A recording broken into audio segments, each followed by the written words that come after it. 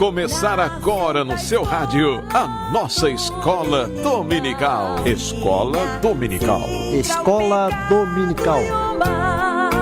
Pegue sua Bíblia, sua harpa e acompanhe conosco a Escola Bíblica no ar. Juntos, vamos aprender um pouco mais a Palavra de Deus. Trazendo a Bíblia, livro sem par, que fala de Jesus. Escola Dominical. Escola Dominical. Escola Dominical. Escola Dominical. Apoio Departamento da Escola Bíblica Dominical da Igreja Evangélica Assembleia de Deus em Camboriú. Trazendo a Bíblia, livro sem par, que fala de Jesus.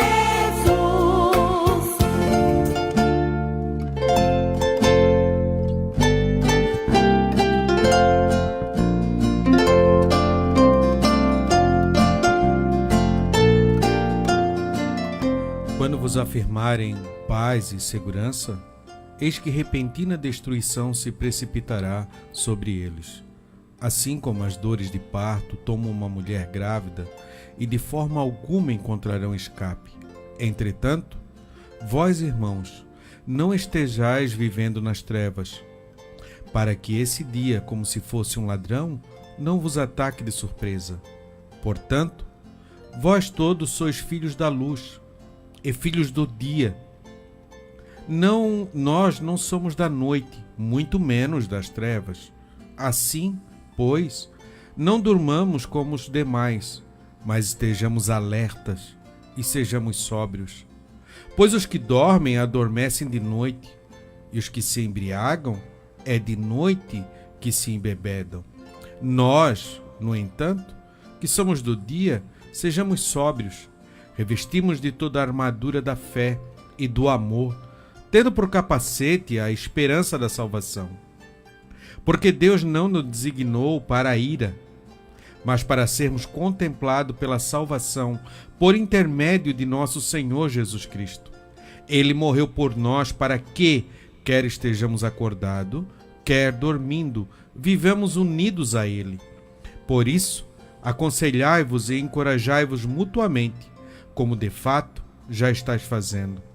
Caros irmãos, agora vos suplicamos que dedicais toda a vossa consideração para os que se esforçam no ministério, os quais vos lideram e aconselham no Senhor, e que os tenhais em mais alta estima, expressando o vosso amor e reconhecimento pela obra que realizo para convosco. Caminhai em paz uns com os outros. Irmãos, também vos exortamos a quem admoesteis os sonolentos, consolais os desanimados, ampareis os fracos e sejais paciente com todos. Evitai que ninguém retribui o mal com o mal, mas encorajai que todos sejam bondosos uns para com os outros. Conservai permanentemente a vossa alegria, orai constantemente, dai graças em toda e qualquer circunstâncias. Portanto, essa é a vontade de Deus em Cristo Jesus para convosco. Não apagueis o fulgor do Espírito.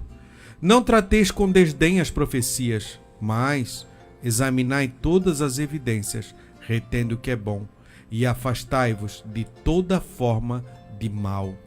Que o próprio Deus de paz vos santifique integralmente. Que o vosso espírito, alma e corpo sejam mantidos irrepreensíveis na vinda de nosso Senhor Jesus Cristo. Aquele que vos chama é fiel, e Ele também o fará. Primeira carta a Tessalonicenses, capítulo 5, do verso 3 ao verso 24. E com essas palavras eu deixo a doce e gloriosa paz de nosso Senhor e Salvador Jesus Cristo. Hoje, de domingo, dia 17 de fevereiro de 2019, estamos mais uma vez nos estúdios da rádio para mais uma escola bíblica dominical. Eu quero desejar a todos os irmãos, de perto e de longe, e que nos assistem pelas redes sociais ou que nos ouvem pelas ondas do rádio, a doce e gloriosa paz de nosso Senhor e Salvador Jesus Cristo. O irmão Eliauro Uller ele justificou, hoje não poderá estar conosco, devido a um compromisso que ele está atendendo hoje. E também o irmão Ricardo Mendonça está no templo sede, dando discipulado. Daqui a pouco estará conosco, mais alguns minutinhos ele já estará conosco. E na técnica de som, ali pronto, deixando tudo arrumado para que tudo isso pudesse, que nós pudéssemos estar aqui transmitindo a palavra de Deus, o irmão Will. Pai do Senhor, irmão Will, Deus abençoe. Irmãos, a nossa lição de número hoje, nós vamos estudar a lição de número 7.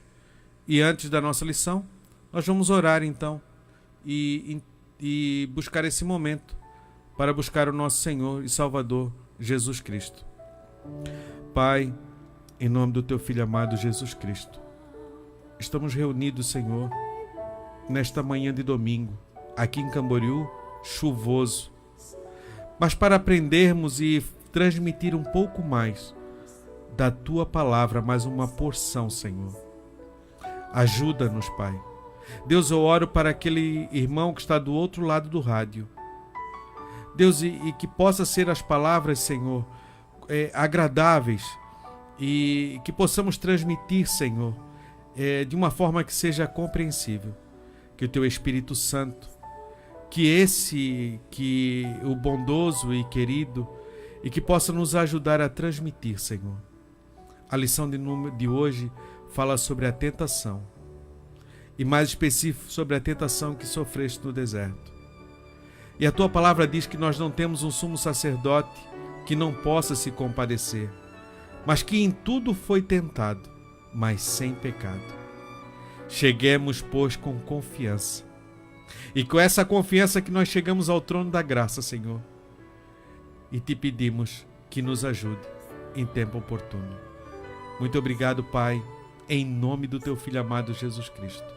Amém e amém. A lição de hoje é a lição de número 7, como já tinha falado. O nosso trimestre fala sobre batalha espiritual, o povo de Deus e a guerra contra as potestades do mal. E o título de hoje é Tentação, a batalha por nossas escolhas e atitudes. Muitos de nós já devem ter ouvido o provérbio que se fala que existe 2 leões dentro de cada ser humano. E aí se faz a pergunta: qual deles vai se sobrepujar?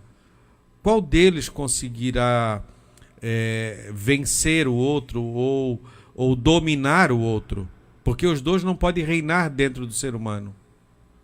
E a resposta é aquele que você alimentar. Aquele que você alimentar terá mais força para sobrepujar sobre o outro. E a palavra tentação é uma sugestão que muitas vezes o inimigo vem trazendo para extinguir uma parte vulnerável nossa, para que possamos ceder e aí a repentina destruição. Mas a palavra de Deus diz em Coríntios que ele não vai deixar tentar acima do que é não vos sobreveio tentação que não fosse comum aos seres humanos. Mas Deus é fiel e não permitirá que sejais tentados além do que podeis resistir. Pelo contrário, juntamente com a tentação, proverá um livramento para que possais suportar. Então a palavra de Deus que não veio tentação que não seja humana, que você não consiga suportar. Depois que você confessou Cristo como seu Salvador e o Espírito Santo entrou na sua vida, ele te deu condições para que você pudesse suportar e rejeitar as investidas de Satanás. O nosso texto áureo se encontra na primeira carta de João, capítulo 2 e verso 16, que diz assim: porque tudo que há no mundo, a concupiscência da carne, a concupiscência dos olhos e a soberba da vida, não é do Pai, mas é do mundo. A concupiscência da carne, as paixões, os desejos, a concupiscência é aquele desejo desenfreado, é aquilo que você passou um certo ponto, você consegue não ter mais domínio, aquilo que você deseja ardentemente. as concupiscências da carne, as concupiscências dos olhos, o desejo, a cobiça, aquilo que muitas vezes é colocado diante de você e acaba criando um fetiche, e a cobiça acaba te atraindo a certo ponto que você não tem mais domínio. E a soberba da vida, a ostentação dos bens, essas coisas não provêm de Deus, mas essas coisas provêm do mundo, provêm do maligno, do sistema.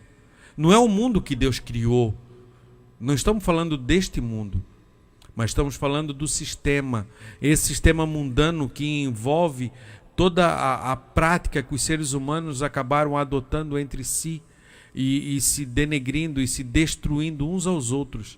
É esse mundo que Deus é contrário e que a sua palavra luta contra isso e que nos ajuda a se livrar destas coisas para que possamos vencer as astutas ciladas do inimigo. Então, porque tudo que há no mundo, a concupiscência da carne, a concupiscência dos olhos e a soberba da vida, não é do Pai, mas do mundo. A nossa verdade prática diz assim: a tentação no sentido religioso é a atração ou sedução para praticar mal, tendo por recompensa prazeres ou lucros ilícitos. Nós vimos isso no nosso cenário, muitas vezes dos nossos líderes na política, a sedução de ter uma vida arregalada, uma vida boa, muito dinheiro, e a corrupção que se instalou, e com isso não perceberam o mal que estavam causando. E aí vemos muitas das vezes a população sofrendo em hospitais, ou sem segurança, ou sem educação, ou gerando toda essa tristeza e gerando toda essa angústia daquele que precisa e que não recebeu o tratamento correto e perdeu o seu ente familiar por causa de alguém seduzido pelas riquezas do mundo.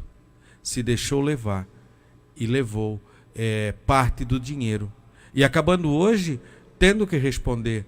E alguns presos e talvez arrependidos ou com remorso daquilo que fizeram, mas foram seduzidos e atraídos e engodados por aquilo que desejaram.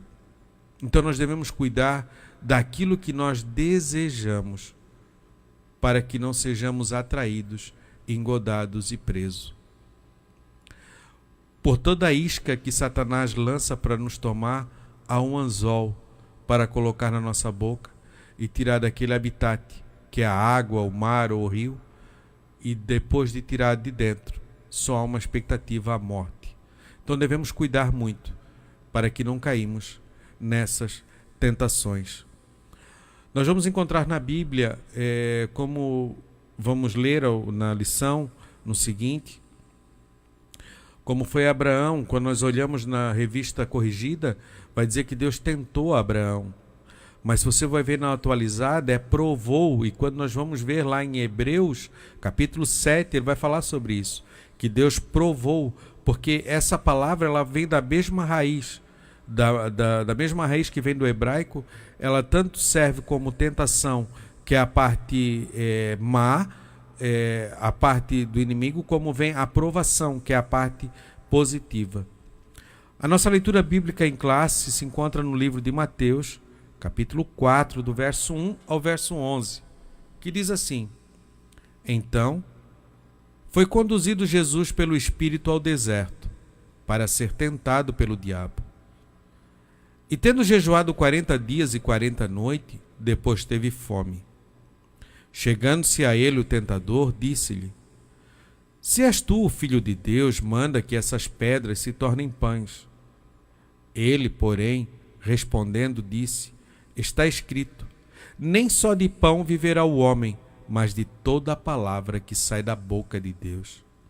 Então, o diabo transportou-o à cidade santa e colocou-o sobre o pináculo do templo e disse-lhe: Se tu és o Filho de Deus, lança-te daqui abaixo, porque está escrito: aos teus anjos dará ordem ao teu respeito, e tomar-te-ão nas mãos, para que nunca tropeces em alguma pedra. Disse-lhe Jesus: também está escrito: não tentarás o Senhor teu Deus. Novamente, transportou o diabo ao monte muito alto, e mostrou-lhe todos os reinos do mundo e a glória deles. E disse-lhe: tudo isto te darei, se prostrado me adorares. Então disse Jesus: vai-te, Satanás, porque está escrito: ao Senhor teu Deus adorarás, e só a ele servirás. Então o diabo o deixou, e eis que os anjos chegaram e o serviram. Nós vamos ver aqui que tem os 3 níveis que Satanás foi tentando Jesus. Quando nós lemos o capítulo 3 de Mateus, o último verso, quando Jesus sai do rio do batismo, e que a voz que vem do céu e diz assim: este é o meu filho amado, e quem me comprazo. No próximo versículo, a Bíblia diz que o Espírito levou Jesus ao deserto. O Espírito com letra maiúscula, o Espírito Santo. E ele, tendo jejuado os 40 dias, as 40 noites, ele teve fome. Foi na parte mais vulnerável. Onde é que Satanás vem botar? Se tu és o Filho de Deus. Ele vem tentando trazer dúvida de Jesus na sua identidade. Se tu és o Filho de Deus. Pouco tempo antes, o próprio Pai tinha dito: esse é o meu Filho amado. Ele tenta pôr dúvida na afirmação de Deus. Foi a mesma astúcia que ele usou com Eva. Não está escrito de todas as árvores podem comer? Porque ele não sabia de qual era a árvore. E Eva disse: não, todas nós podemos comer, menos daquela, porque no dia que nós comermos, morreremos. E ele disse: não, vocês serão como Deus. E aquilo aguçou, colocou uma sugestão diante dela, para que ela fosse, e fez ela duvidar da palavra de Deus, porque não era o próprio Deus que ia matá-los, mas era ao comer, a desobediência que ia acabar destruindo Adão e Eva. E com aquela sugestão dele, ele destruiu, fez Adão e Eva cair, e toda a problemática da humanidade. E com Jesus ele tentou a mesma coisa. E muitas das vezes tenta comigo e com você, na nossa identidade. Será que realmente Cristo está contigo? Será que realmente está salvo? Será que realmente isso? Será o que realmente Deus falou vai fazer? Será que realmente o que aconteceu? E é nisso que ele quer. Nós vamos ver mais adiante que esse foi o problema do povo do deserto. Depois ele trouxe uma afirmação que se encontra no livro de Salmos, que diz que aos seus anjos dará ordens ao seu respeito. Isso é o salmista falando, dando uma oração e falando.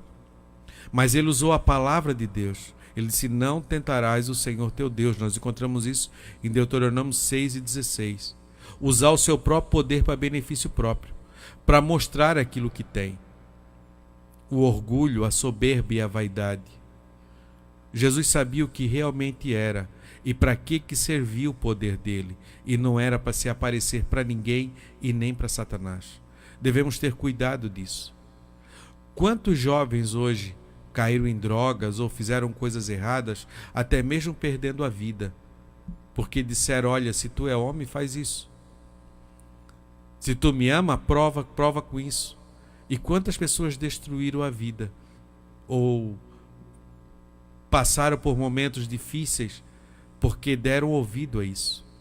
Você não precisa provar nada a ninguém. Isso precisa se manifestar no momento oportuno.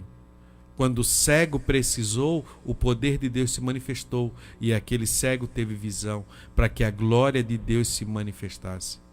as nossas obras ou aquilo que Deus nos deu, o poder que advém pelo Espírito Santo ou pela palavra de Deus, ela serve para a glória de Deus e não para nós mesmos, para nos engrandecer a nós mesmos. Porque o que é o homem?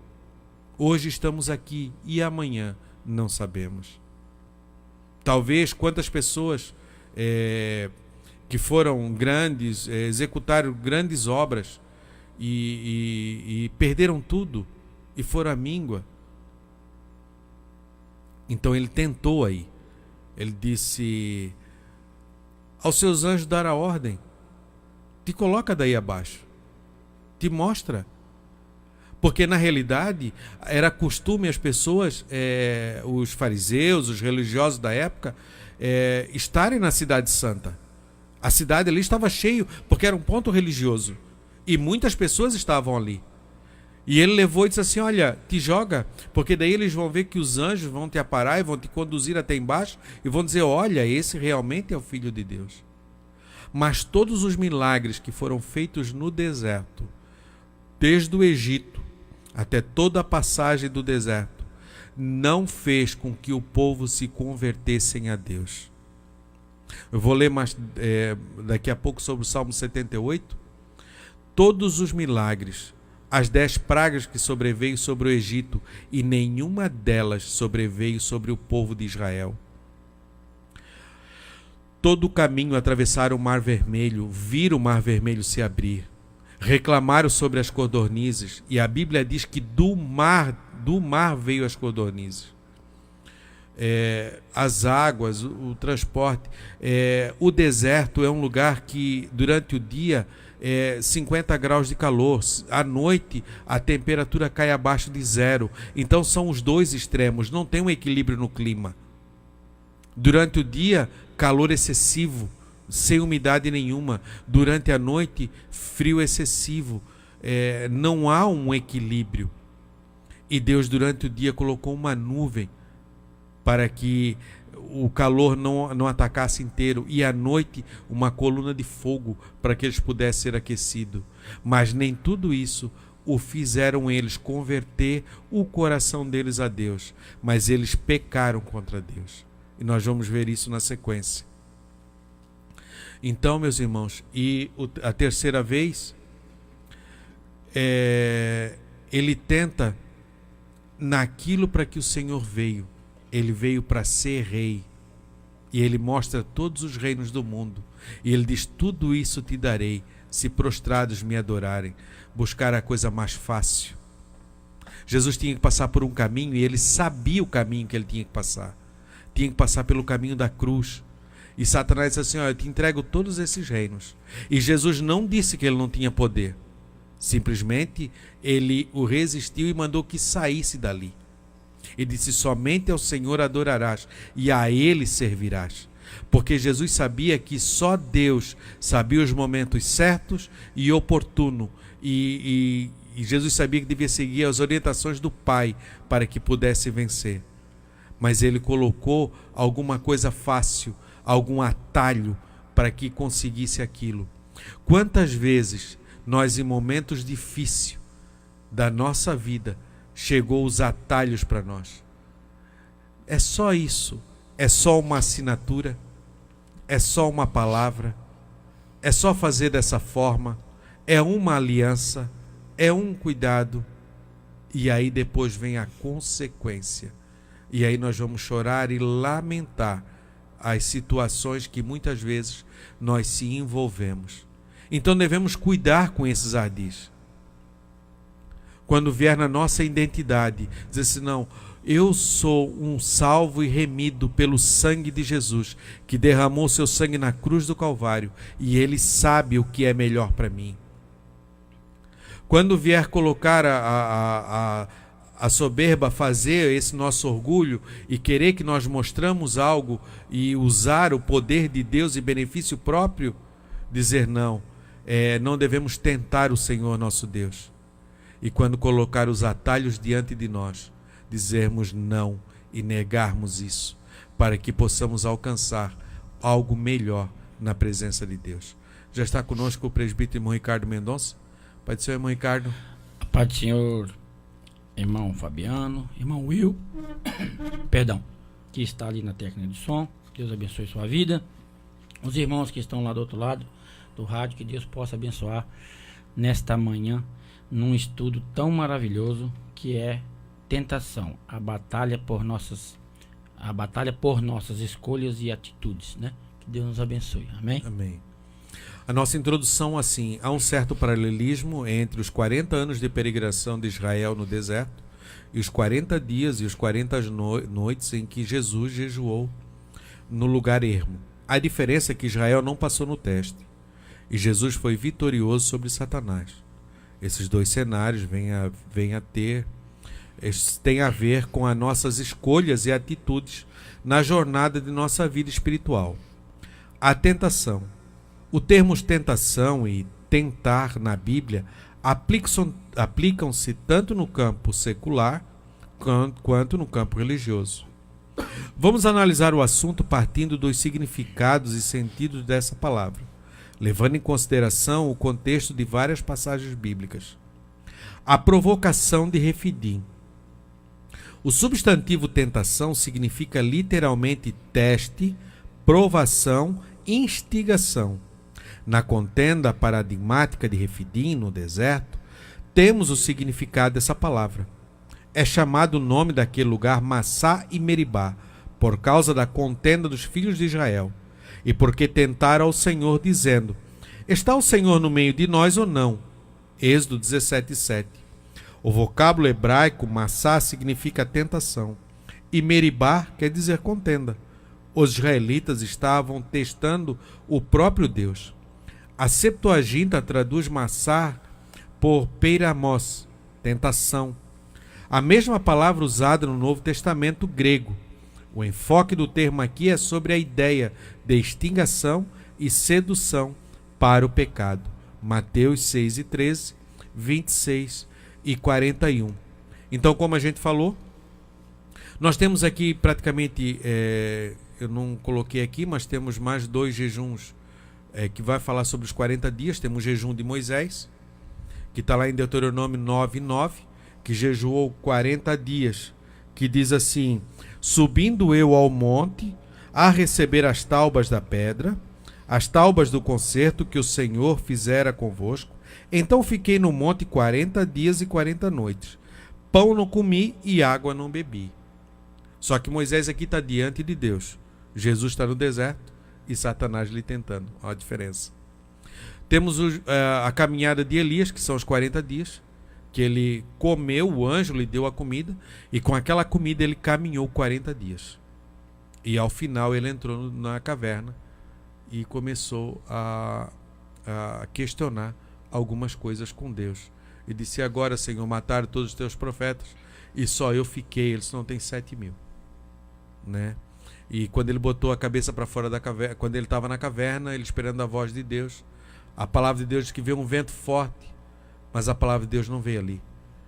Veio tempestade e não veio ali, mas a voz de Deus, a palavra de Deus, ele veio conversar na brisa suave e na mansidão. Então o povo de Deus aqui, eles já tinham passado, como eu já falei, as 10 pragas do Egito, viram Deus ter cuidado deles, tudo o que aconteceu com o Egito, e no final eles saíram com os bens do Egito. Nós vamos ver que depois tem a travessia do Mar Vermelho, nós vamos ver depois que tem as águas de Mara, nós vamos ver que tem a coluna de fogo que Deus coloca à noite para guardá-los eles do frio, nós vamos ver que tem a nuvem que cobre eles durante o dia por causa do sol causticante. Nós vamos ver que tudo isso, e quando chega aqui no Refidim, eles começaram a instigar Deus. Não tem água, Moisés? Trouxesse nós aqui para acabar com nós? Trouxesse nós aqui para nos matar, Moisés?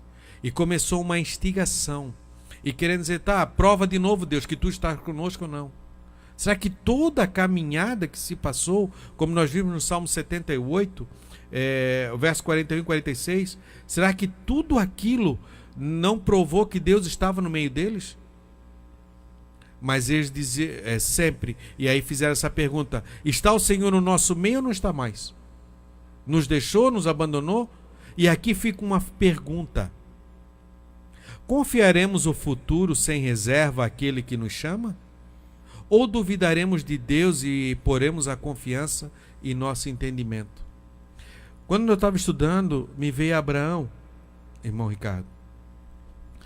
Abraão, quando Deus pede o filho dele, e ele chama os seus servos, né? Acho que 2 servos, se não me engano, chama o seu servo, pega Isaac, pega a lenha, pega o cutelo, pega tudo e começa a subir.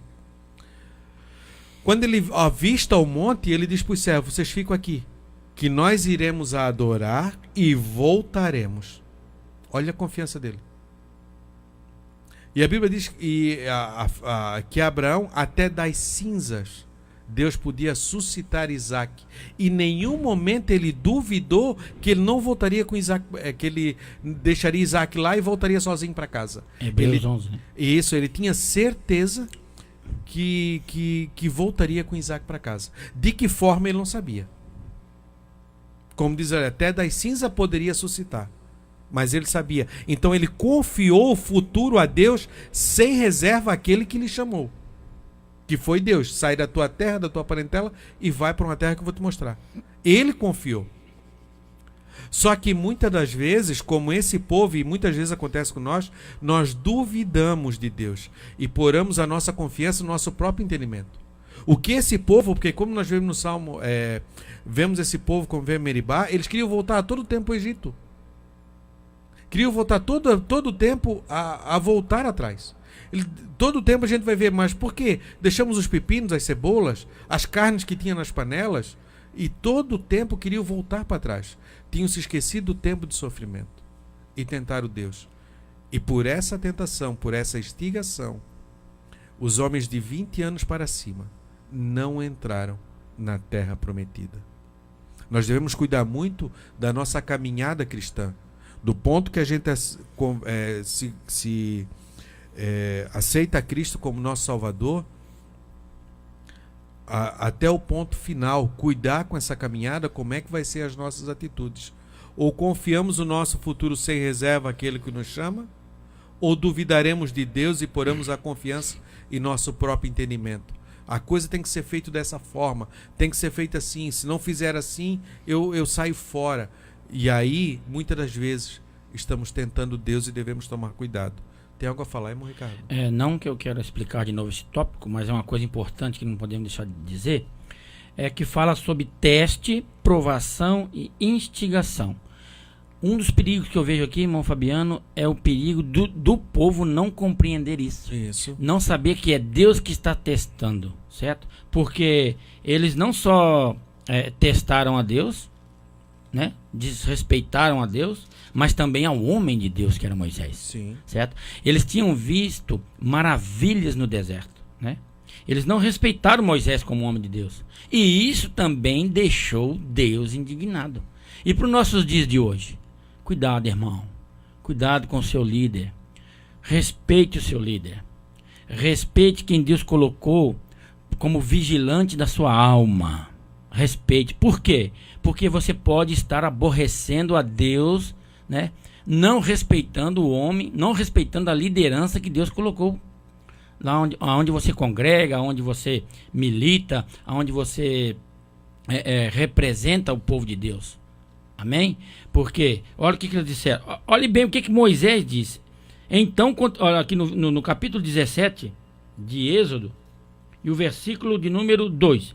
Então contendeu o povo com Moisés e disse: dá-nos água para beber. E Moisés lhes disse: por que contendeis comigo?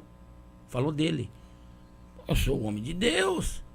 Deus me colocou para... Olha só quanta coisa Deus fez através da minha mão. E vocês estão contendendo comigo por causa de um copo de água? Eles teriam que ter entendimento, irmão Fabiano, o entendimento de que Deus tinha capacidade de providenciar a água para eles. Sim. Certo? Moisés, no versículo de número 3, por que nos fizeste subir do Egito para nos matares de sede a nós, nossos filhos e nosso gado? Quer dizer, você virou para Moisés, o homem de Deus, que Deus escolheu, que tirou eles da terra do Egito, da servidão, Para ver, você está querendo matar a gente aqui. Você é um assassino. Certo? E Deus não gostou disso. Deus não só ficou irado com Israel por eles perguntarem assim, ó, está o Senhor no meio de nós ou não? Como diz o comentarista. Isso. Não foi só por causa disso.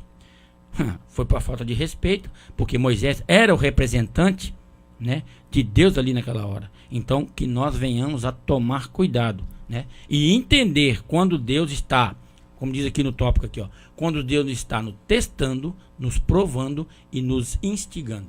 Isso. Amém. A experiência de Massá e Meribá. Ninguém deve testar a Javé, o Deus de Israel, pois o nosso dever é obedecê-lo. Deuteronômio 6:16.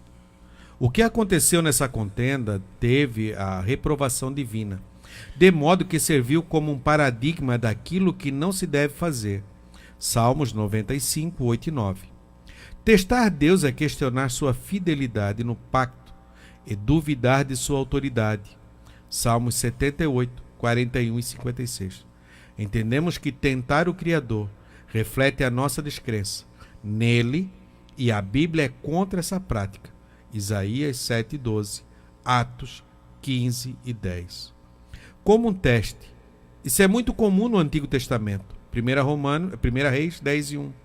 O exemplo clássico é a passagem do sacrifício de Isaac. E aconteceu depois dessas coisas que tentou Deus a Abraão. A finalidade disso é revelar e desenvolver o nosso caráter. Exemplo, Êxodo 20:20. João 6 e 6. O hebraico aqui para tentou é nissá, que tem o sentido de testar e experimentar. Usado para pesquisas científicas, hoje em Israel.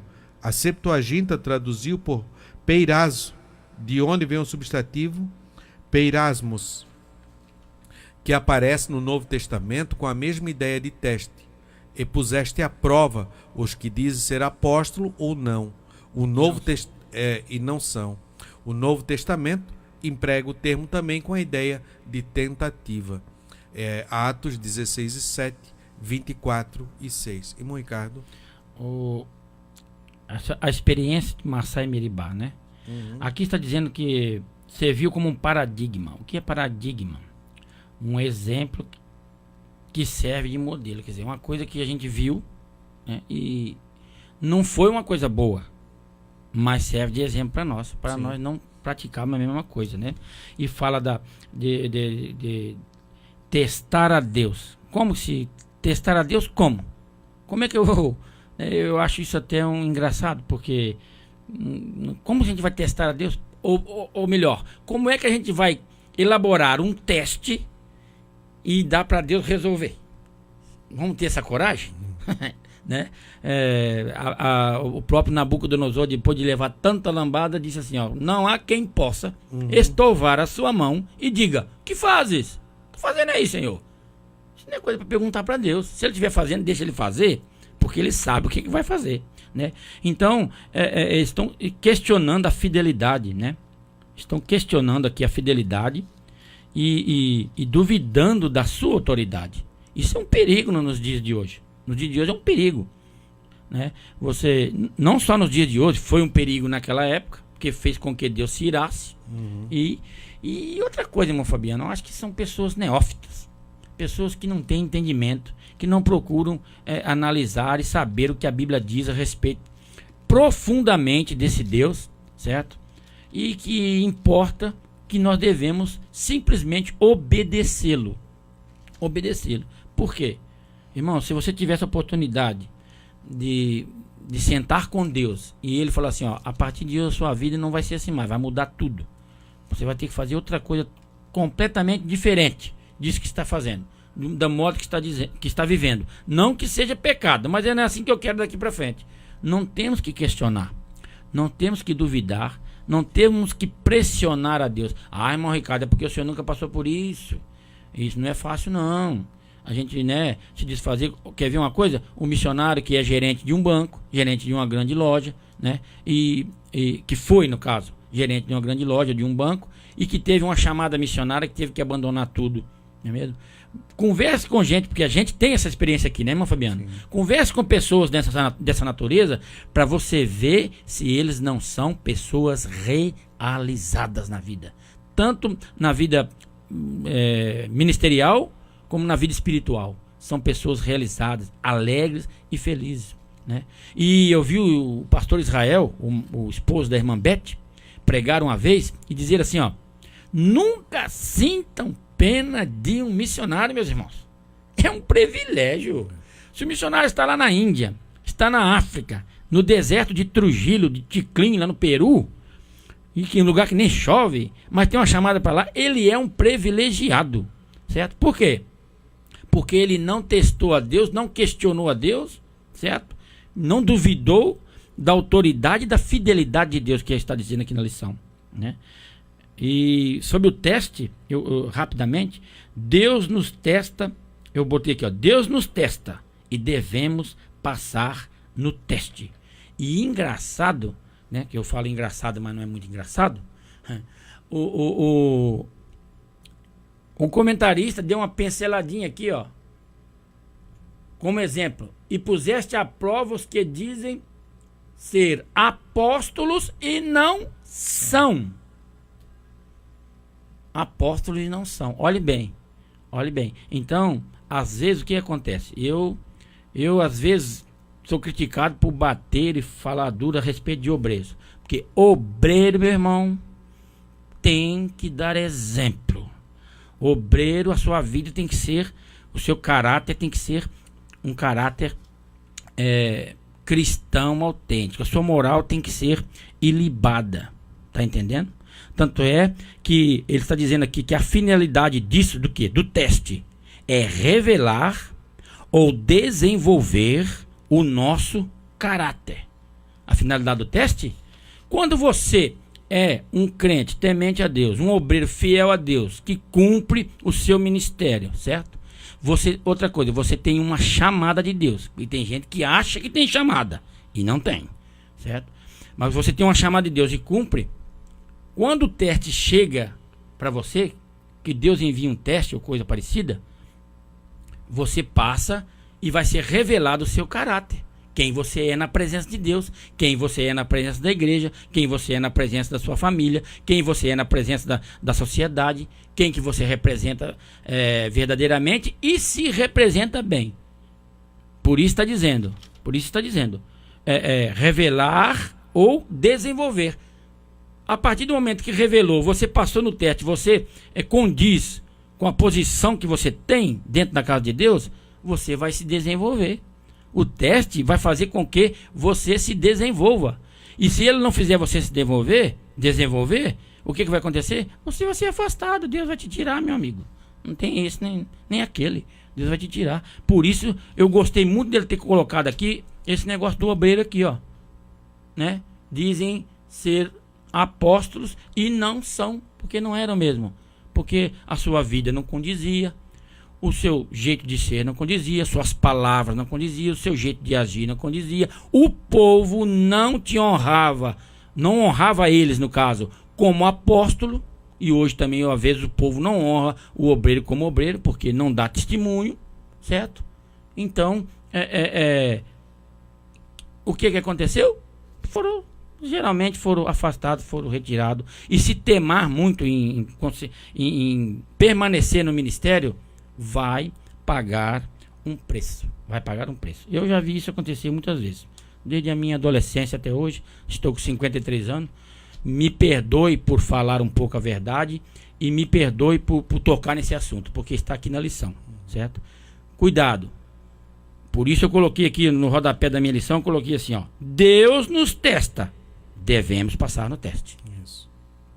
Eu só quero ler o que está no rodapé da Bíblia Estudo Plenitude, que diz assim, ó: ser tentado do ponto de vista divino significa uma prova positiva. Ele vai te tornar melhor. Do ponto de vista do diabo, implica sedução ao pecado. Do ponto de vista de Jesus, é um desafio de Satanás para a prova da soberania e plano de Deus. Então, do plano de vista divino, significa, como o Ricardo colocou aqui, essa aprovação, o teste, porque a raiz vem da mesma palavra. Então, nós devemos olhar o contexto para saber quando usa como provação e como usa como tentação. Nós vamos ler em Tiago 1:13, que a Bíblia diz que Deus a ninguém tenta, mas é pela parte do mal. Então, do ponto de vista divino, significa uma prova positiva. Você vai sair dali melhor. Agora, do ponto de vista do diabo, implica na sedução do pecado. É para te destruir, é para te derrubar. E e outra coisa, ele vai usar da tua fragilidade humana, das fraquezas humanas. É de dentro para fora. Ele vai colocar as sugestões para que aquilo que está dentro de nós comece a despertar. E aí ele vai colocando, porque a esposa do outro é melhor, se fosse isso era melhor, se você tivesse aquele dinheiro era melhor, se você tivesse aquilo, e aquilo vai fazendo você criando isso em sua mente e vai indo, e quando você vê num ponto de vista, você não consegue mais voltar atrás. O nosso segundo tópico, a tentação de Jesus. A tentação de Jesus no deserto é o primeiro acontecimento registrado em sua história depois do batismo por João Batista no Rio Jordão. Era de se esperar que aquele que veio para desfazer as obras do diabo, 1 João 3:8, enfrentasse a reação de Satanás. O inimigo de nossa alma decide lutar por sua causa. É que a chegada do Salvador alvoroçou todo o reino das trevas. Porque Satanás sempre interviu na história, ele sempre quis intervir na história para frustrar os planos de Deus. Só que como ele não conhecia os planos de Deus e como deveria, ele nunca conseguiu isso. E com Jesus não foi diferente, né, irmão Ricardo? Ele foi lá e foi instigando querer fazer que o Salvador, que o nosso Salvador, que ele errasse algum ponto, que ele tropeçasse alguma pedra, para que não fosse o sacrifício perfeito e que nós hoje não tivéssemos o direito de herdar a vida eterna. Mas ele se frustrou, porque Jesus foi fiel. E a Bíblia diz 4:15, eu já citei, de Hebreus, que não temos um sumo sacerdote que não possa se compadecer, porque em tudo foi tentado. Jesus foi tentado em tudo. A Bíblia diz que em tudo, mas sem pecado. Algum comentário, Mancado? Era de se esperar, né, que aquele que veio para desfazer as obras do diabo enfrentasse a reação de Satanás. Meu irmão, quer fazer a obra de Deus, ou santificar-se, ou assim por diante, o inimigo vai se revoltar contra você. Não bote a culpa em A ou B, na esposa, no filho, no pastor, no vizinho, no colega de trabalho. Meus irmãos, Jesus iniciou seu ministério, foi levado ao deserto. O diabo ia ficar de braço cruzado, né? Então, pode saber de uma coisa: pelo deserto, todos nós vamos passar ou já passamos. O pastor Silas uma vez pregou e falou uma coisa, nunca mais saiu da minha vida. Às vezes todos nós passamos pelo deserto. Às vezes no começo da fé, às vezes no meio da sua caminhada. Não estou falando de luta corriqueira e probleminha que você resolve aí no seu cotidiano, não. Estou dizendo de um deserto mesmo, de um deserto. Deserto que você fica ali sozinho, às vezes até as pessoas se afastam de ti por permissão de Deus. Não bote a culpa no seu amigo, né? No seu presbítero, no seu diácono, no seu pastor, não bote. Você passa por aquele deserto no começo da sua carreira, às vezes no meio, às vezes no final. Mas pelo um deserto nós vamos passar. Jesus passou, quem dirá nós, né? Levado ao deserto. O deserto é um lugar onde os seres humanos percebem a grandeza de Deus e a fragilidade humana. É um lugar de profundo silêncio para meditação e oração, onde há vastidão de espaço para ouvir a voz de Deus. Foi no deserto que grandes homens de Deus foram preparados para o serviço sagrado, como Moisés. Vimos isso em Atos 7, do 30 ao 33.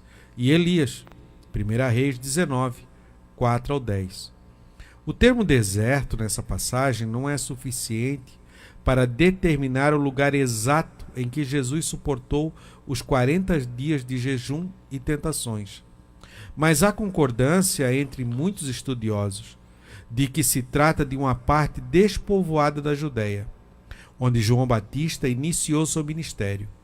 A tradição posterior indica o monte de Quarentena, a oeste de Jericó, onde foi construída construída na encosta da montanha, uma igreja no século VI.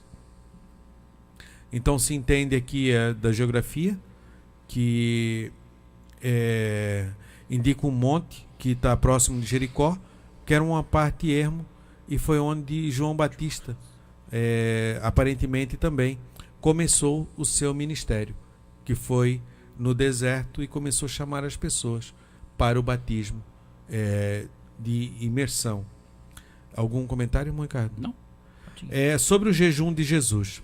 Segundo a narrativa de Mateus, Jesus jejuou 40 dias e 40 noites. Depois teve fome. Só mais 2 personagens bíblicos praticaram um jejum tão prolongado de 40 dias: Moisés e Elias. Mas isso aconteceu em situações específicas. Êxodo 34 e 28, Deuteronômio 9, do 9 ao 11, e 1 Reis 19 e 8.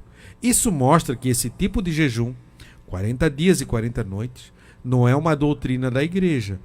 Lucas afirma que Jesus naqueles dias não comeu coisa alguma, e terminados eles teve fome. Lucas 4 e 2. O verbo grego nesteal, jejuar, significa literalmente abster-se de alimento. Então devemos cuidar também, né? Não, como a gente viu, o próprio Jesus falou: não tentarás o Senhor teu Deus. E o Espírito Santo, que ali é o Espírito com letra maiúscula, que está no texto, é o Espírito Santo, levou Jesus ao deserto para ser tentado. Então havia um sentido, né? Havia um propósito para isso. E não devemos tomar isso aí, né? Eu vou ter que jejuar 40 dias. Nós temos que ver a nossa condição física, temos que ver o propósito e para que estamos fazendo isso, né? Devemos jejuar sim, mas com consciência. O maior jejum que a gente encontra está lá em Isaías 58, ali está o manual dele. Não adianta a gente ficar 10 dias, 20 dias ou 30 dias e não seguir aquilo que está em Isaías 58, que é aliviar a carga uns dos outros, que está na nossa condição, e que não vai produzir efeito nenhum. Nós temos que ter uma coisa em mente, meus irmãos. Todas as nossas ações, elas são motivadas. A gente tem um motivo para fazer. A gente tem algo que nos motiva, que nos impulsiona. Então, que isso produza um efeito positivo e não um efeito negativo. Eu estou fazendo isso para quê e qual é o objetivo que eu quero alcançar com isso. E esse objetivo que eu quero alcançar, ele é bíblico, ele tem respaldo bíblico, então eu vou fazer, porque ele vai alcançar o efeito. Lá em Tiago diz que pedis e não recebeis. Por quê? Porque pedis pelos vossos próprios deleites. Então muita gente jejua para ter coisas, para ter benefício próprio. Não vai alcançar o efeito, vai se frustrar e depois vai acabar acusando Deus que não fez o que deveria ter feito. Eles estão falando aqui de Jesus, nesse negócio do jejum aqui, né, sobre Moisés. Mas eu lembro aqui nos nossos dias, né, não muito longe, muito tempo atrás, o pastor Gilmar Santos veio pregar aqui nos Gideões e ele falou de 21 dias de jejum que ele tinha feito. Olha bem, meus irmãos, isso aí, como a lição está dizendo, isso não é doutrina da igreja, isso não é um ensinamento que nós temos que fazer e ser assim. Isso é uma coisa esporádica, certo? E tem que brotar de dentro, o Espírito Santo tem que levar isso. E eu acredito que foi para um propósito, né, e Deus operou. Só que tem uma coisa, o pastor Uriel de Jesus também jejuou 20 e poucos dias antes de pregar aqui. Só que esses irmãos, eles tiveram acompanhamento médico, certo? Eles não jejuaram assim, que nem como a gente vem aqui num dia de jejum, fica o dia inteiro sem se alimentar. Porque o nosso corpo é templo do Espírito Santo. Se for para nos prejudicar, Deus não quer que nós façamos. Claro. Tanto é que tem pessoas que têm problema de estômago, são crentes fiéis, mas jejuam, mas tem que tomar um remédio, não é mesmo? E tem até aquele que jejua, vamos botar aí 30, 15 dias, eu já vi falar. Mas no final da tarde, ele bota uma substância, um suco, uma determinada vitamina no seu organismo, né? E tem gente que acha que isso não é jejum, isso aí fica a critério dos irmãos. Para mim, eu considero um jejum. Ele jejua no final do dia, ele não pode, ele vai ficar 15 dias sem comer, certo? Ele bota qualquer tipo de substância aí, uma vitamina no seu organismo, e no outro dia ele continua o jejum. Quer dizer, ele não vai comer nada, né? Ele só tá, mas ele tem que sustentar o seu corpo. E tem gente que não considera isso jejum. Eu considero. Porque também é um sacrifício, né? É uma coisa que ele está fazendo em prol da obra de Deus. Mas a gente tem que ter cuidado. Eu não vou sair aí de jejuando 21 dias, depois ficar 2 meses sem jejuar, depois jejuar mais 15 dias. Isso aí vai acabar com o seu corpo, né? E Deus não está nesse negócio. Tudo tem um propósito, tudo tem o querer de Deus. Às vezes Deus fala com você para você se aproximar mais dele, determinada obra que ele quer realizar na sua vida, uma pregação que esses pregadores fazem, que Deus tem o propósito de levar mais pessoas a conhecimento da verdade. Envolve muita coisa, né, irmão Fabiano? Sim. Envolve muita coisa, a gente tem que tomar cuidado nesse aspecto aí. Claro, para não tentarmos a Deus, né? É. Como a tentação aconteceu? Está claro que Satanás se apresentou a Jesus de forma visível. Mas os detalhes são desconhecidos. Essa tentação foi literal, e isso se evidencia pelos detalhes da própria narrativa. Rejeitamos, pois, a ideia de uma tentação subjetiva, simbólica ou visionária. Com certeza, Jesus mesmo contou essa experiência aos seus discípulos. Então foi uma tentação real. Não apareceu, eu acredito, um ser lá de chifre e cauda e um tridente na mão. Né? Isso não apareceu negro com a capa preta e dizendo, olha, eu sou o diabo e vim aqui, mas talvez com uma apresentação como uma pessoa normal e colocando, como muitas vezes as pessoas se aproximam da gente e dizem, olha, o Ricardo, estás tanto tempo nessa empresa aí, Ricardo, estás aí, todo mundo já passou na tua frente e tu não estás aí num caminhão, por que tu não faz isso, não faz aquilo, aquele cara lá está te prejudicando, faz isso, aquilo contra aquele, vai lá no teu patrão, e às vezes são amigos que estão ao redor, e são essas palavras que vão saindo e muitas vezes instigando a gente a fazer o que é errado. Tanto comigo também já aconteceu muitas vezes, e com você que está do outro lado, de várias formas, né? E nós vamos ver Jesus não sofreu só essa tentação. Nós vemos aquela dos gregos, quando ele vai a Jerusalém para a crucificação, os gregos se apresentam e falam com os discípulos vão correndo lá buscar Jesus. E aí Jesus diz, olha, eu te louvo, Deus, porque tu acabou revelando aos pequeninos, ocultasse aos sábios, que eram os gregos, filósofos da época, e revelasse aos pequeninos as tuas grandezas, o que tu vai fazer. Também teve aquela, quando Jesus pergunta aos discípulos, o que dizem que eu sou? E um diz, tu é Elias, tu é isso, tu é aquilo, e Pedro, já de impulso, tu és o Cristo, o Filho de Deus vivo. Não foi carne, não foi sangue, Pedro, que te falou isso, mas o próprio Pai. Já 2 versículos depois, Jesus se senta e ele começa a falar sobre o tempo futuro, o que vai acontecer a ele. E aí Pedro diz assim, Senhor, tem piedade de ti, não deixa que isso aconteça. E Jesus diz assim, para trás de mim, Satanás, né? Porque me serve de escândalo, de pedra de tropeço. Então muitas vezes o inimigo tenta colocar coisas através de pessoas para que a gente fuja. Então devemos saber e discernir os espíritos e discernir as coisas para que não caímos em tentação. Irmão Ricardo? Não, pode seguir. A tríplice tentação. Mateus e Lucas registram as 3 últimas investidas de Satanás contra Jesus. E elas foram o ápice dessas tentações. Na verdade, Jesus foi tentado em todos os 40 dias. 40 dias foi tentado pelo diabo. Lucas 4:2. E continuou sendo tentado durante todo o tempo do seu ministério. Lucas 22:28. Hebreus 4:15. Então não foi só o último dia, irmão Ricardo?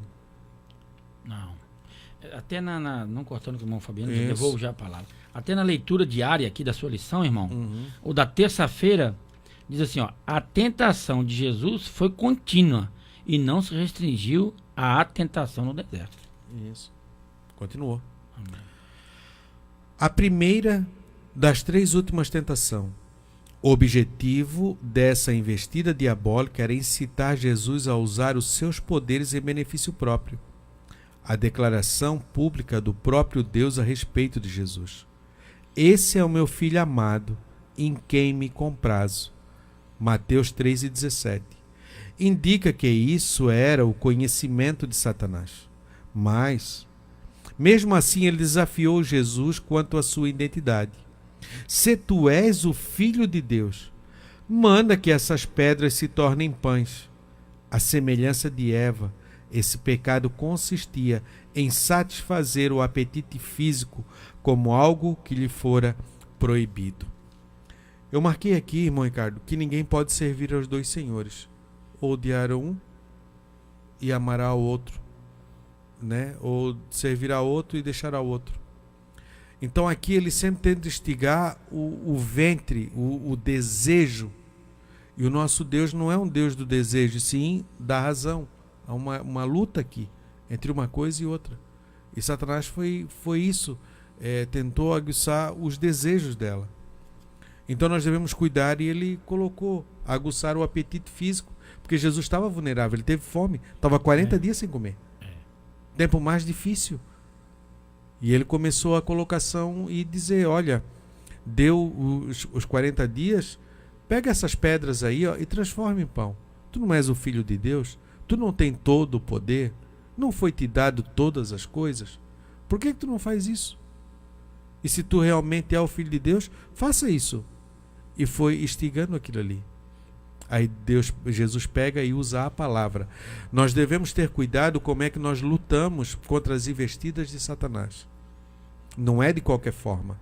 Jesus aqui usou a palavra, e a palavra correta. Não só de pão viverá o homem, mas de toda a palavra que sai da boca de Deus. E isso é que sustentava ele e que queria manter ele de pé. Não era ouvindo Satanás e que se aproveitasse daquele momento. Então nós devemos ter cuidado com isso. Algum comentário, Ricardo? Não, mas vamos ler a segunda e a terceira, e aí eu tenho um comentário a fazer sobre os três. Pode ser? Pode ser, então. A segunda tentação. Aqui o objetivo de Satanás é induzir o Senhor Jesus a tentar o Pai e persuadi-lo a um ato de vaidade. A cidade santa para onde Jesus foi transportado é Jerusalém. Neemias 11:1, Isaías 52:1. Satanás incita Jesus a jogar-se do pináculo do templo, abaixo, usando o texto de Salmos 91, 11 e 12. Essa passagem refere-se a alguém que confia em Deus e, por isso mesmo, o próprio Senhor Jesus ter a proteção divina conforme as promessas desse salmo. É muito diferente de tentar Deus. A proposta de Satanás era para Jesus testar Deus, algo que a Escritura proíbe. Êxodo 17, 2 e 7, que é onde aconteceu o negócio de Meribá e Massá. A terceira tentação, esse último ataque consistia em induzir Jesus a se apoderar do domínio do mundo por meios ilícitos. Como disse o grande comentarista dos evangelhos, a concessão era pequena, a oferta grande. Teria Satanás o controle do mundo a ponto de oferecê-lo a quem o desejasse? Jesus não discutiu sobre essa reivindicação do diabo.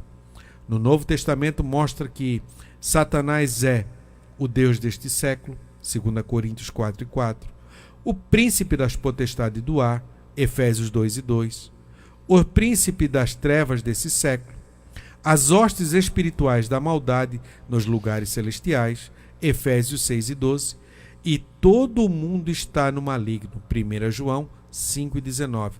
Mas Satanás não tem nada para ninguém. Tudo não passa de mera aparência ou engano, vaidade. Tudo passa. Pode falar, irmã Carla. Nessa tentação de Jesus, a gente vê que uma coisa chama atenção. Satanás ele foi aumentando, irmão Fabiano, o grau da tentação. Ele foi aumentando.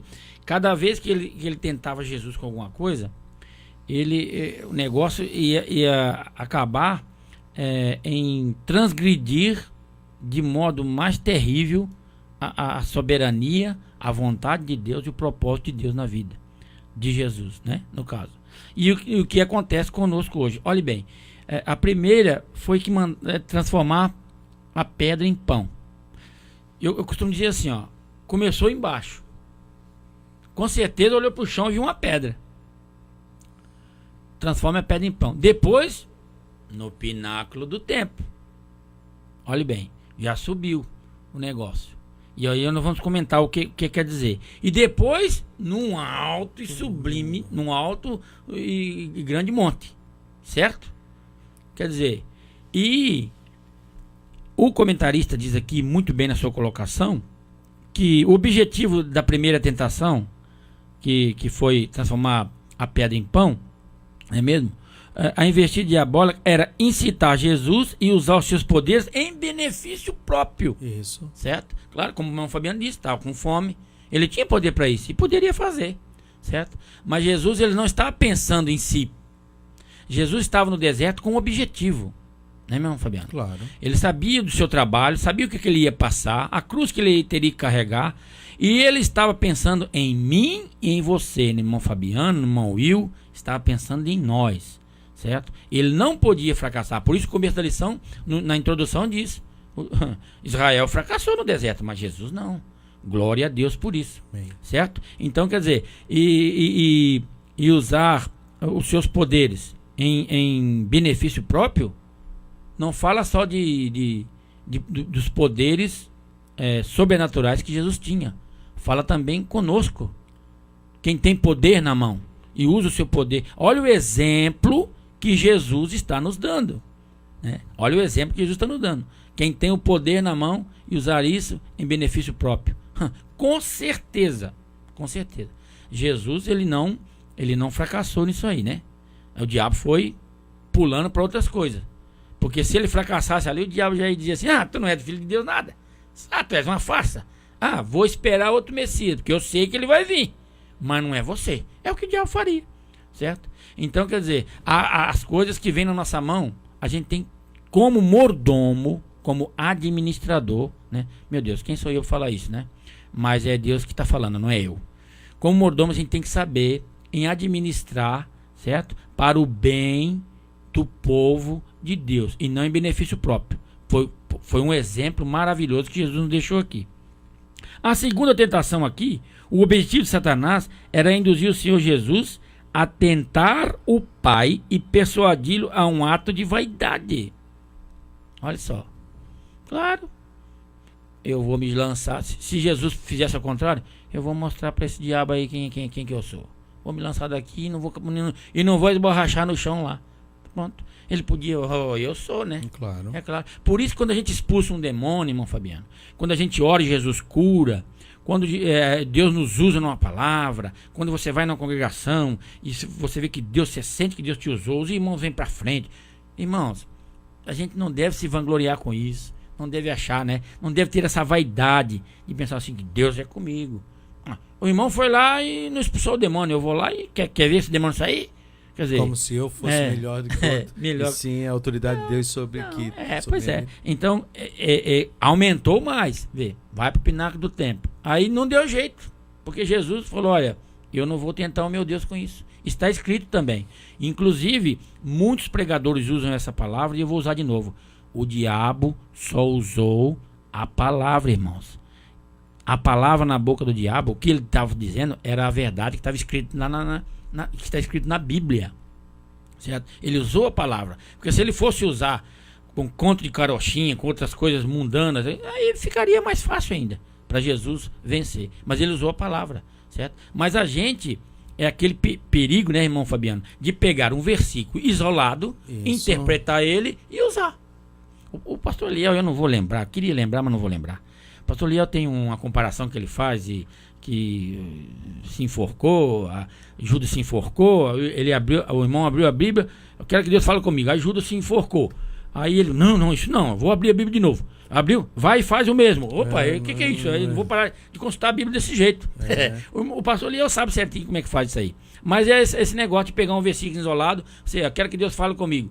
Abre a Bíblia e bota o dedo e vai fazer aquilo que o versículo mandou, que não tem nada a ver. Não é assim que as coisas funcionam, certo? Então Jesus usou a palavra certa para combater uma palavra que também era certa, mas não era propícia para aquela hora. Isso. Não estava, não cabia aquela palavra ali no instante, no momento que Jesus estava vivendo. Então Jesus soube rebater. E por último, olha só, ele disse assim, ó, levou ele no alto monte, disse: tudo isso te darei se prostrado me adorar. Aumentou o grau mais ainda.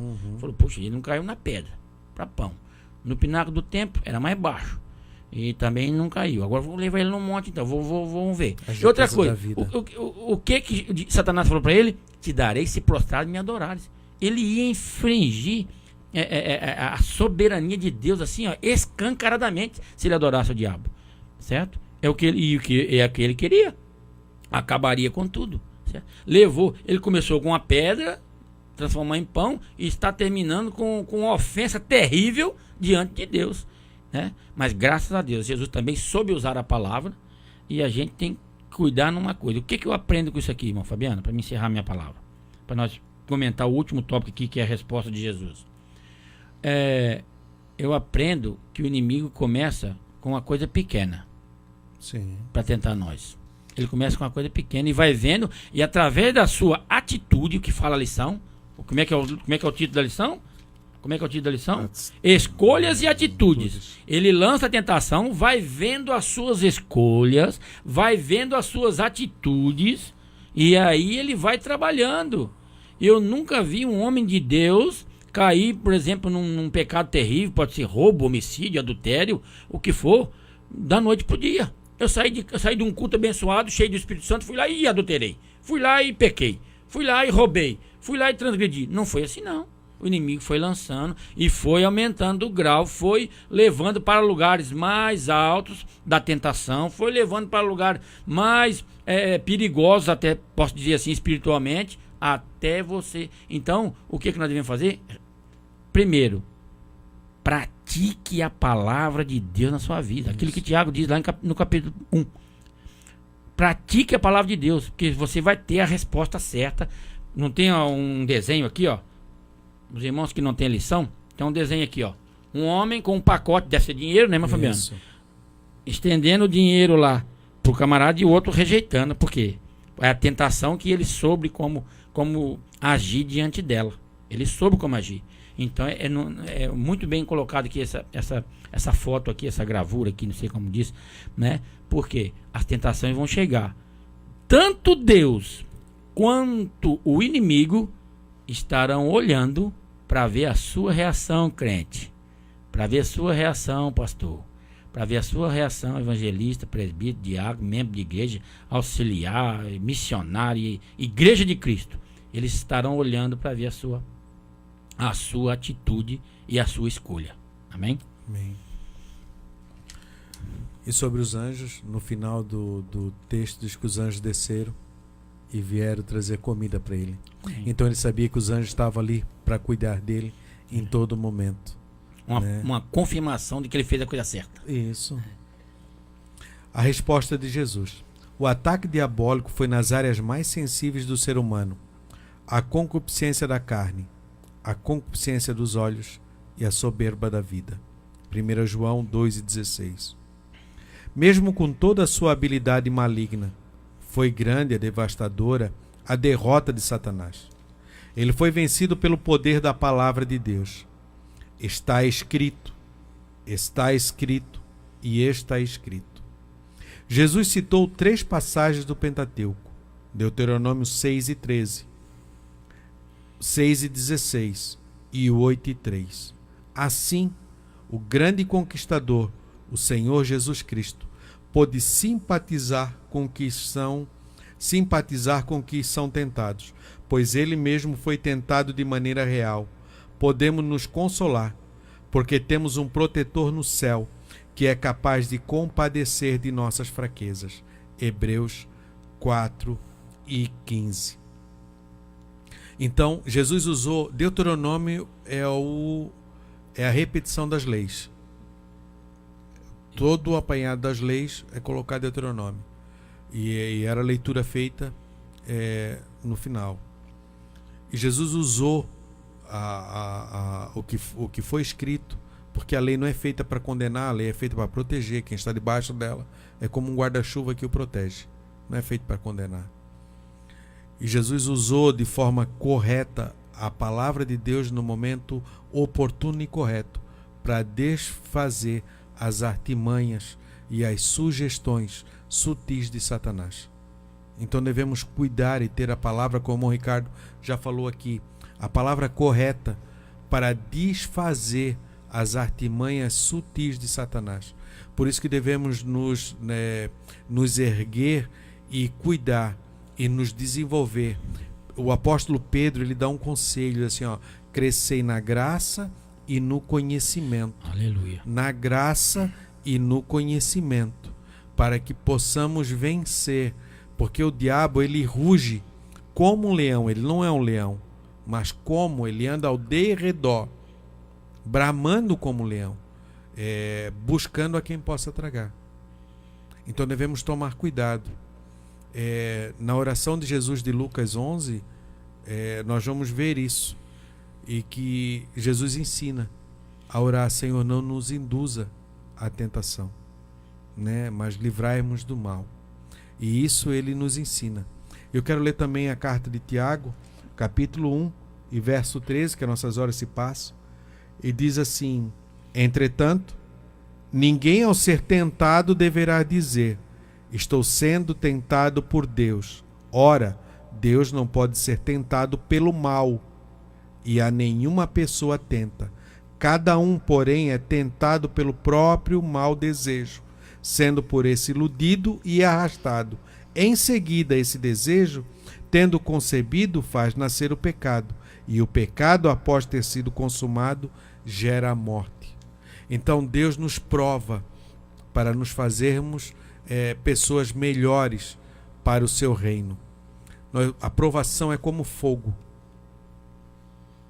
Amém. Nós somos vasos de barro, e é isso que a gente se coloca sempre, e o barro é colocado no fogo, para que depois dele tomado a forma, depois dele tomado do jeito que ele deve ficar, ele é colocado no fogo, e o fogo é que vai trazer a resistência para que o barro seja, para que aquele vaso seja usado. Porque se você botar num líquido, num vaso que não foi ao fogo, que não foi cozido, como a gente diz, ele vai se desmanchar sozinho. Mas ele é colocado no fogo, e fogo alto, e aquilo vai trazer resistência àquele vaso. Amém. A nossa conclusão: diante dos fatos aqui expostos, aprendemos a não subestimar a força e os ardis de Satanás e seus demônios, pois ele usou tentar o próprio Filho de Deus. Adão foi testado e não passou no teste. Gênesis 3, 11 e 12. Da mesma forma, Israel foi reprovado logo no limiar de sua história como nação. Deuteronômio 9, 12. Mas Jesus foi provado. Glória a Deus. Glória a Deus. Ato 2 e 22. Então devemos permanecer firmes, saber aquilo que somos em Deus, ter a certeza da promessa que Ele fez a nós, a promessa da vida eterna. E essa deve ser a nossa esperança, para que possamos caminhar nesse mundo tenebroso e alcançar essa promessa. A Bíblia diz que Jesus, ele falou que desde os dias de João Batista, o reino de Deus é tomado à força, e os que pela força se apoderam dele. Então que devemos resistir para que possamos alcançar o reino de Deus. A nossa lição de número 8 da próxima semana, se Deus assim o permitir: a nossa luta não é contra carne e nem sangue. O texto áureo está a leitura bíblica em classe, em Efésios 6, verso 10 ao verso 12. Leia a Bíblia, faça culto doméstico, busque ao Senhor e Ele dará vitória. Um comentário, irmão Ricardo? Não. Então nós vamos orar. Eu quero agradecer a todos os irmãos que estiveram conosco nessa manhã de domingo, para falarmos um pouco mais da palavra de Deus. Muito obrigado, e que Deus os abençoe, e uma semana abençoada na paz de nosso Senhor e Salvador Jesus Cristo. Bom, Ricardo, pode orar para nós encerrar a lição de hoje, a escola. Senhor Jesus, mais uma vez te agradecemos, Pai, por estarmos aqui, Senhor. Muito obrigado pela sua palavra. Sim, Jesus. Obrigado pela vida desses nossos instrutores, dos comentaristas da CPAD. Abençoe a vida deles. Abençoe os irmãos que estão lá do outro lado também, Senhor, que com certeza foram alimentados pela sua palavra. Se conosco, dá-nos o dia abençoado. Em nome de Jesus, nós te pedimos e agradecemos. Amém, Amém. e amém. E amém. Paz do Senhor. Vim estudar com os professores que muito nos quer bem. Acabamos de apresentar Escola Dominical. Escola Dominical.